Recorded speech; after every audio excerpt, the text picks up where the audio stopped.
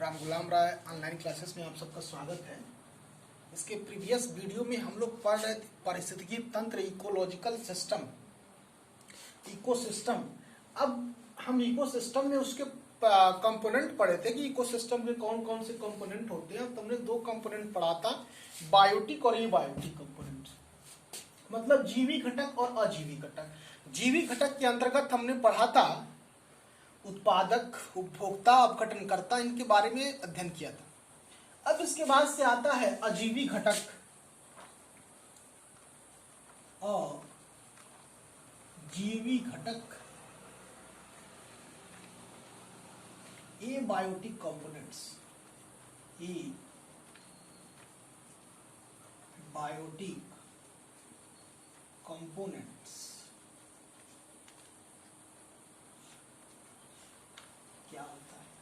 इसके अंतर्गत निर्जीव वातावरण आता है जो जीवी घटक पे अपना प्रभाव डालता रहता है। इसके अंतर्गत निर्जीव वातावरण आता है जो जीवी घटक पे अपना प्रभाव छोड़ता रहता है, डालता रहता है। इसके भी तीन घटक होते हैं। कौन कौन होते हैं? पहला अकार्बनिक घटक, और कार्बनिक घटक,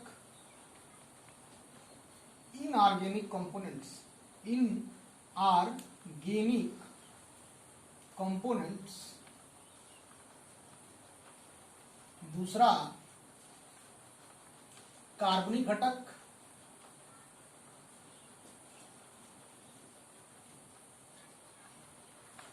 ऑर्गेनिक कंपोनेंट्स।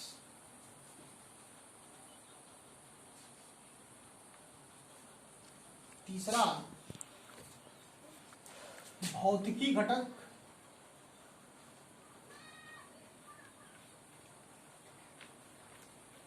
Physical component.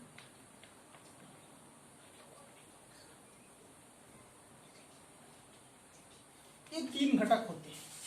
अब इनके बारे में जानेंगे। इनऑर्गेनिक घटक में क्या होते हैं? मिट्टी, जल, अन्य लवण आते हैं। इसके अंतर्गत आते हैं क्या क्या प्रभाव? निर्जीव वातावरण ये क्या जीवी घटक में प्रभाव डालते हैं? इनके अंतर्गत ये क्या आते हैं? मिट्टी, जल, लवण, नाइट्रोजन, फास्फोरस, पोटेशियम एक्सेट्रा इसके अंतर्गत आते हैं। और जो ऑर्गेनिक कंपोनेंट के अंतर्गत आते हैं मृत पेड़ पौधे, जंतु और प्रोटीन, वसा, कार्बोहाइड्रेट्स,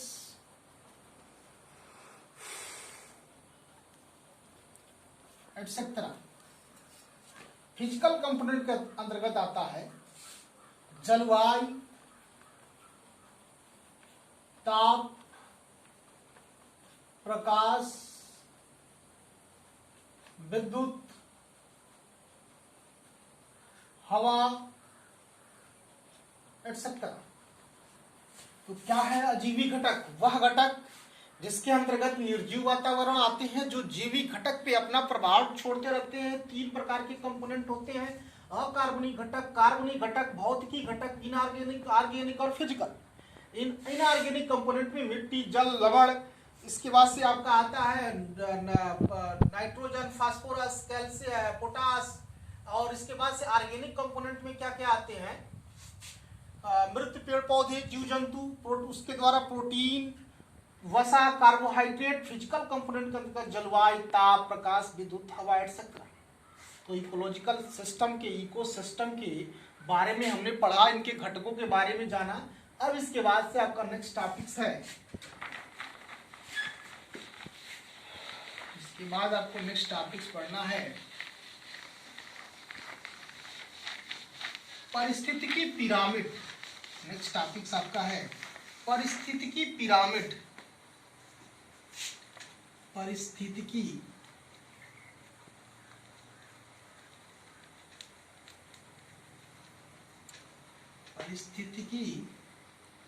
पारिस्थितिकी पिरामिड।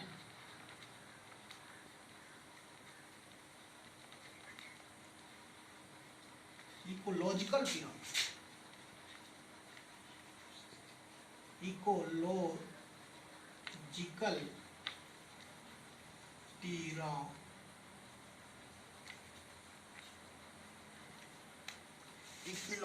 पिरामिड्स।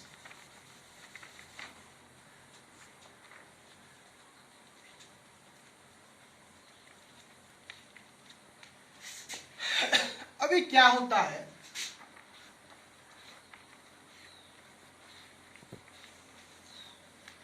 वह पारिस्थितिकी तंत्र जिसके अंतर्गत प्राथमिक उत्पादक या उपभोक्ताओं की संख्या, जीवभार और उनकी संचित ऊर्जा के बीच एक संबंध होता है, रिलेशन होता है, वो एक दूसरे पे प्रभाव डालते हैं।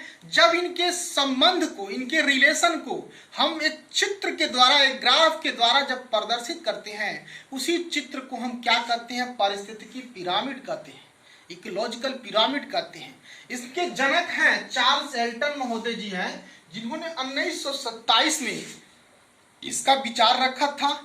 परिस्थितिकी पिरामिड के बारे में बताया जा रहा है कि परिस्थितिकी पिरामिड क्या है।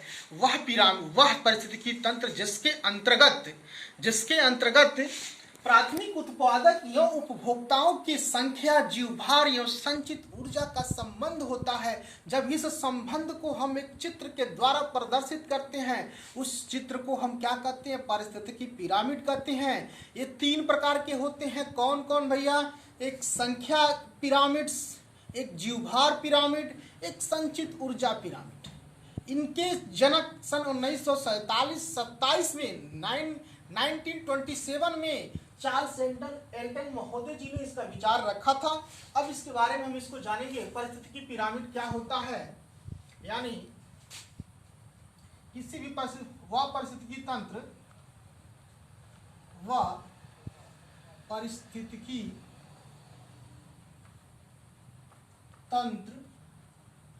जिसके अंतर्गत प्राथमिक उत्पादक एवं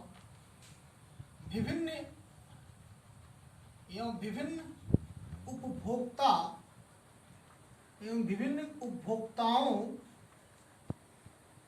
की संख्या, जीवभार एवं संचित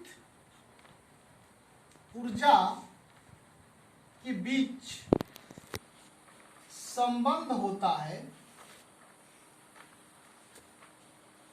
संचित ऊर्जा के बीच संबंध होता है। इस संबंध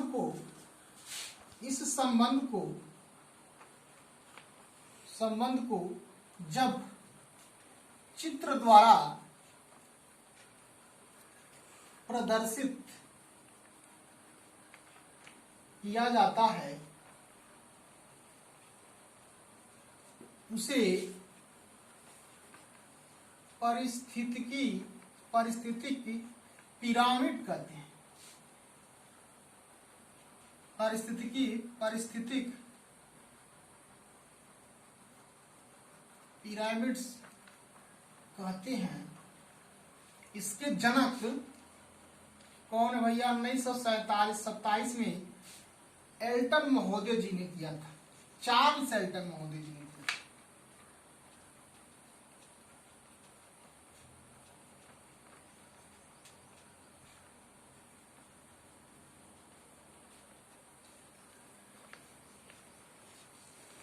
तो क्या है परिस्थितिकी पिरामिड? वह परिस्थितिकी तंत्र जिसके अंतर्गत प्राथमिक उत्पादक एवं विभिन्न उपभोक्ताओं की संख्या, जीवभार एवं संचित ऊर्जा के बीच संबंध होता है। इस संबंध को जब हम चित्र द्वारा प्रदर्शित किया जाता है, तो चित्र द्वारा प्रदर्शित करते हैं, उसे हम परिस्थितिकी पिरामिड्स कहते हैं। इसके जनक 1947 में चार्ल्स एल्टन महोदय जी ने रखा था। अब इनके हम प्रकार जानेंगे कि परिस्थितिकी पिरामिड कितने प्रकार के होते हैं। ये 3 प्रकार के होते हैं। कौन कौन भैया? एक संख्या पिरामिड और एक क्या, जीवभार पिरामिड्स। तीसरा क्या होता है आपका? तीसरा होता है संचित ऊर्जा पिरामिड। अब इन तीनों के बारे में हम जानेंगे।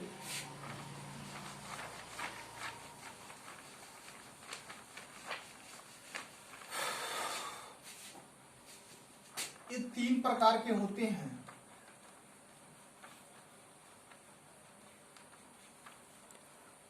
पहला संख्या पारिस्थितिकी पिरामिड,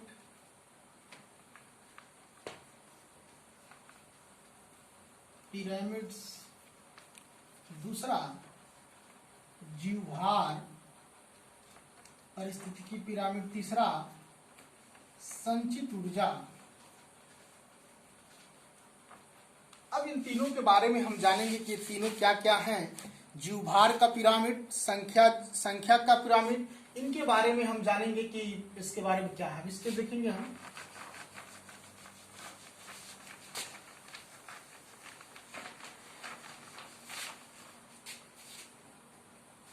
पहला है जीव संख्या का पिरामिड।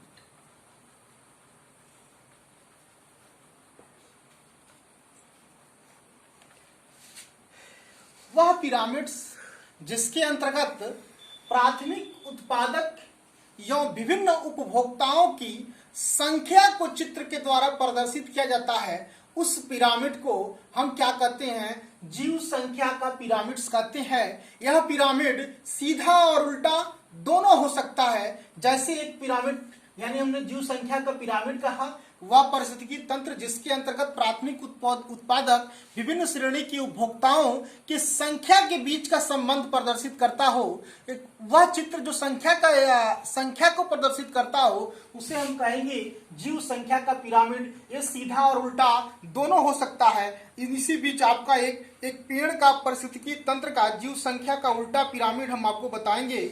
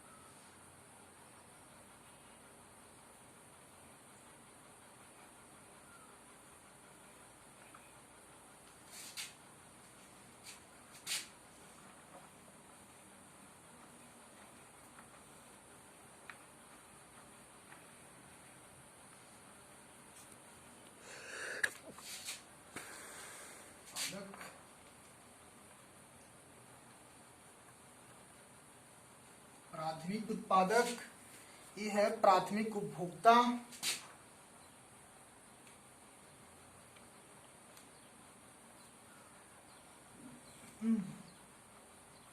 ये है द्वितीय उपभोक्ता। ये है एक पेड़ के पारिस्थितिकी तंत्र का जीव संख्या का उल्टा पिरामिड। एक पेड़ का जीव संख्या का उल्टा पिरामिड।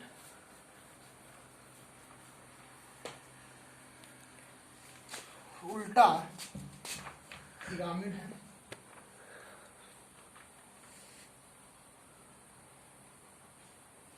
ऊपर देखिए संख्या हमारा घट रहा है।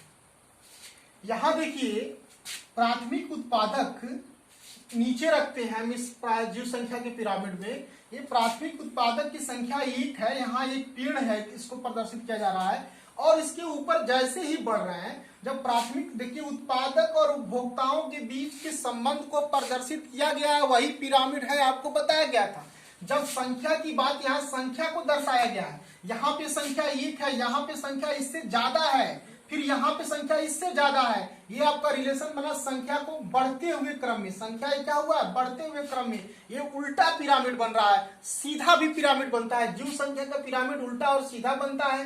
एक पेड़ की जीव संख्या का उल्टा पिरामिड एक पारिस्थितिकी तंत्र में ये आपको बनाया गया है।